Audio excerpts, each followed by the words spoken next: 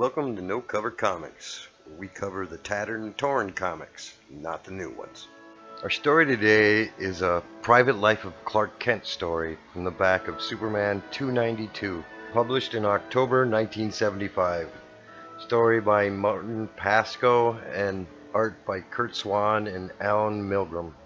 This is during the years where Clark is no longer a newspaper reporter and he's become a television anchor for WGBS television station. And Clark's new boss, Morgan Edge, has sent him someplace for a story, someplace Clark normally never goes, a bar. Clark has arrived a little early and decides to have a drink. Of course it's milk. Well, the rough and tumble patrons don't take too kindly to that, with the loudest amongst them letting him know, "I don't like your face." This causes Clark to think back to how he got here.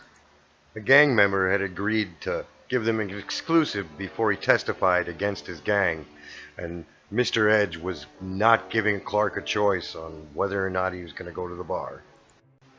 So there he was, in the clutches of someone who wanted to punch him in the face, with 10 minutes before his interview was going to show up, and not wanting to cause a scene to scare the interview away, and most of all, not wanting anyone to punch him in the face and find out that he's invulnerable.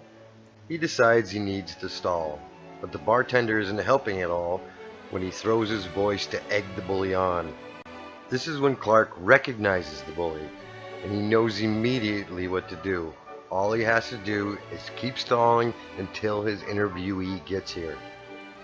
So Clark stalls and stalls and stalls and stalls as the clock ticks closer to 7, until his last method of stalling is asking, "You're not going to hit a man with glasses, are you?"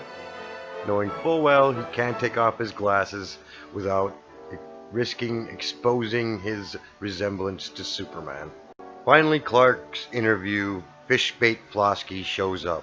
And the thing is, our bully, Duke Calvert, is a man who had been sent to prison 5 years ago by Fishbait squealing on him.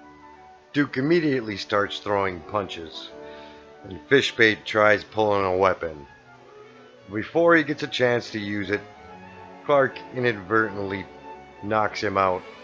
After the police have taken Fishbait away and into protective custody, Duke thanks Clark for his help in the fight, and that's when he recognizes Clark to be the TV anchorman. Turns out Duke is one of Clark's biggest fans, and just didn't recognize him because he didn't look so goofy on TV. He orders himself a beer and a double milk for Clark. I always liked these behind-the-scenes secret identity stories that DC started doing in the 70s to compete with Marvel's secret identity stories. Though the language is dated and the bar scene a cliche, it's nice to see Clark think his way out of a situation instead of relying on the strength of Superman. Another thing I liked about the 70s stories was the fact that they actually tried to modernize him a little bit by changing him from being a newspaper man to a television man during a period of time where it was becoming more and more commonplace for every household to have a television. And unlike his old boss, Perry White, who may have yelled at him but was still his friend, his new boss, Morgan Edge, sometimes actually was a villain. So that's it for this story from the Private Life of Clark Kent.